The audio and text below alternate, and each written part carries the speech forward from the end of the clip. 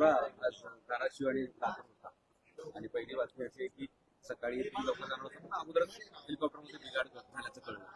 Late होते जातात काय नेमकं? खरं तर मला सकाळी 10:30 वाजता मी निघणार होते हेलिपॅडकडे, म्हणजे विमानतळावरूनच हेलिकॉप्टर टेक ऑफ होणार होतं. पण मला कळवण्यात आलं की जे हेलिकॉप्टर मी काल वापरत होते त्याच्यामध्ये काहीतरी बिघाड आहे. म्हणजे कालही असं वाटलं थोडं जुनं हेलिकॉप्टर होतं ते आणि त्याच्यात काही बिघाड आहे. आता मी काय बिघाड आहे वगैरे टेक्निकल डिटेल्स मध्ये गेले नाही आणि मग त्यांनी मला सांगितलं की ते दुसरं हेलिकॉप्टर मला पाठवत आहेत.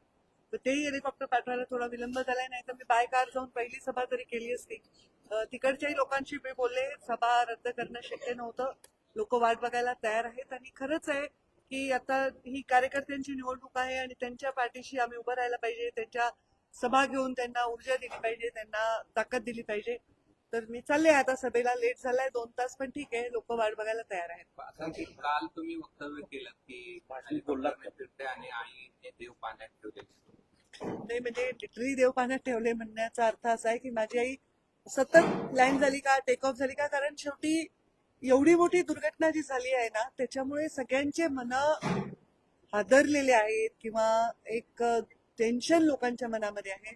असंख्य कार्यकर्ते मेसेज करत होते, ताई विमान वापरू नका, ताई हेलिकॉप्टर वापरू नका, पण आता त्याला पर्याय नाहीये. शेवटी आम्हाला जास्तीत जास्त ठिकाणी पोहोचायचं आहे, तर कोणी काही काळजी करायचं कारण नाही. मी हेलिकॉप्टरमध्ये बसायच्या आधीच त्यांनी क्लिअर केलं होतं की हेलिकॉप्टरमध्ये काय प्रॉब्लेम आहे आणि बदलावं लागेल, तर त्यामुळे काही काळजी करण्याचं तरी कारण नाही आणि काम तर चालतच राहणार. चरेवेती आम्हाला काम करत राहावं लागेल. दौरा उशिरा का होईना सुरू झाला.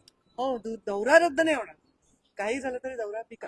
कदाचित शेवटचे 2 सभा रद्द होतील कारण अंतर खूप आहे, मी पोहोचू नाही शकणार बाय कार देखील. अशी एखादी मोठी घटना घडते त्यावेळेस हेलिकॉप्टर असेल किंवा विमान असेल, लँड करत असताना काळजी वाटते, भीती वाटते किंवा काही मनात काय असतं? आता काल मी त्यानंतर पहिल्यांदा आले.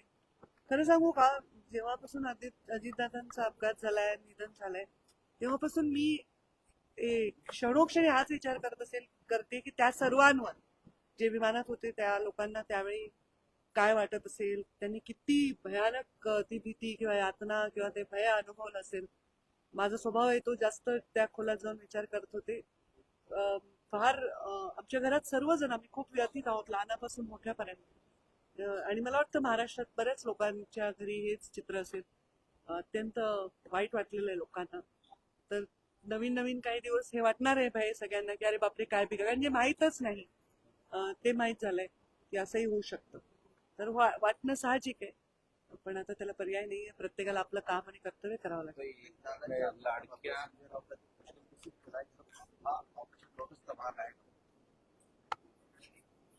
मला याचं काय उत्तर द्यावं खरंच कळत, म्हणजे I have no words to even express त्याचे विचारही मला करता येईल. लाडक्या बहिणीच्या योजनेला अजित पवारांचं नाव द्यावं असं त्यांचेच आमदार डिमांड मागणी करतात. तर मुख्यमंत्री नक्कीच याच्यामध्ये निश्चित निर्णय घेतील आणि ते जे योग्य निर्णय घ्यायचा ते त्यांच्या पाठीशी आम्ही. संजय राऊतांनी असं पण म्हटलं की अजितदादांचा मृत्यू हा रहस्यमय मृत्यू आहे आणि त्याची माहिती लोकांना मिळाली पाहिजे. आता समजा त्यांनी असं म्हणले तर याच्यात मी काय म्हणायचं, माझं काय याच्यात औचित्य बोलायचं. मी आतापर्यंत कोणाही व्यक्तीच्या कॉमेंट्सवर कॉमेंट करून मीडियाच्या लाईमलाईट मध्ये येत नाही. मी माझे मुद्दे घेऊन येते, माझे मुद्दे मांडते, मी दुसऱ्यांच्या मुद्द्यांवर बोलतच नाही. हे 20 वर्ष तुम्हाला सवय असली पाहिजे. आता जोकासू STP या अत्याधुनिक जॅपनीज तंत्रज्ञानाने सुसज्ज, quick installation, energy efficient, noiseless blowers, low maintenance या आणि अशा वैशिष्ट्यांनी परिपूर्ण जोकासू STP तंत्रज्ञान प्रकल्प उभारणीपासून ते विक्री पश्चात समाधानकारक सेवा देणारी, भारताबरोबरच परदेशात देखील प्रकल्पांची यशस्वी उभारणी करणारी company Deccan water treatment private limited.